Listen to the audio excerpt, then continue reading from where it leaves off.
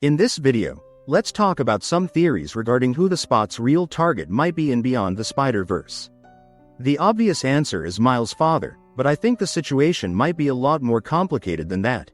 I'm gonna take everything from you. Like I took everything from you.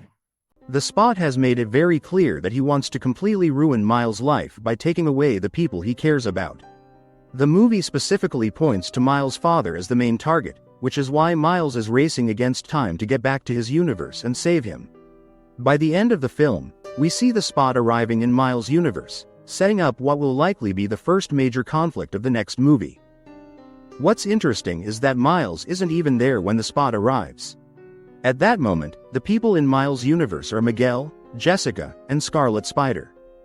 However, Scarlet Spider is no longer there because Gwen sent him to her universe, leaving him stuck there. There's something unusual happening.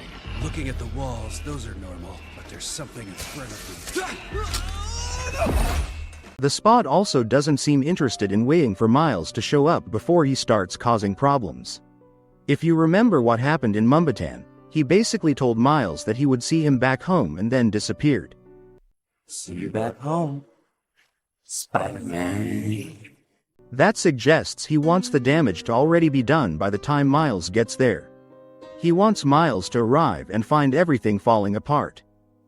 If the Spot starts attacking Miles' universe right away, Miles can't do anything about it because he's still trapped on Earth 42.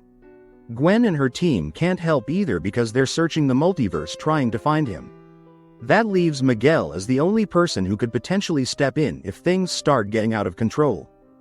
The problem is that Miguel's main focus isn't really the Spot. His priority is stopping Miles from saving his father and preventing what he believes would be a break in the canon. But if the Spot is actively causing destruction and Miguel chooses to ignore it, that would be hard to justify. It seems much more likely that Miguel would call for backup. He probably already realizes that Miles isn't in his universe, which could explain why Spider people are being sent across different universes searching for him. Did you check your locations? Yes, Dad. No sign of him. Lila, would you just send everyone out? Anywhere he might be. At the same time, he may have other Spider people dealing with the Spot directly. It would be incredibly messed up if Miguel knowingly allowed the Spot to kill Miles' father because he believes it's supposed to happen, only deciding to stop him afterward.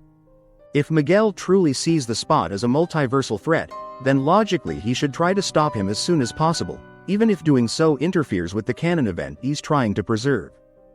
What makes the Spot so dangerous is that he isn't necessarily targeting Jefferson specifically. What he's really targeting is destruction itself. His goal is to make Miles' life as miserable as possible by taking away the things and people that matter to him. When we see that vision of Jefferson's future death, the Spot isn't directly attacking him. He's causing chaos on a massive scale, and because Jefferson is a captain, his instinct is to put others first. He sees someone in danger, tries to save them, and ends up dying because of the destruction happening around him. In other words, Jefferson's death isn't necessarily the result of the Spot personally hunting him down, it's the consequence of the disaster the Spot creates. Of course, the Spot knows exactly how important Jefferson is to Miles. If Jefferson dies because of his actions, he would be more than satisfied with that outcome. Imagine a different scenario. Gwen is currently on a redemption journey with Miles after everything that happened between them.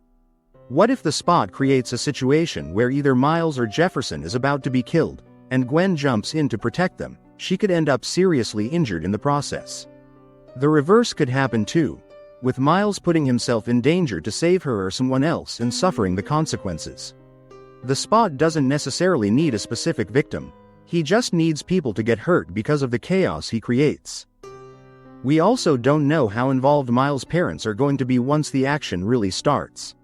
The last time we saw them, they were at home worried about Miles and hoping that Gwen could bring him back safely. They have no idea how much larger the situation has become. But if we think about it, if the Spot starts causing chaos, Jefferson won't stay home hiding, he would have to go there, which is exactly where he might put himself in danger. At the same time, there are multiple storylines happening across the multiverse.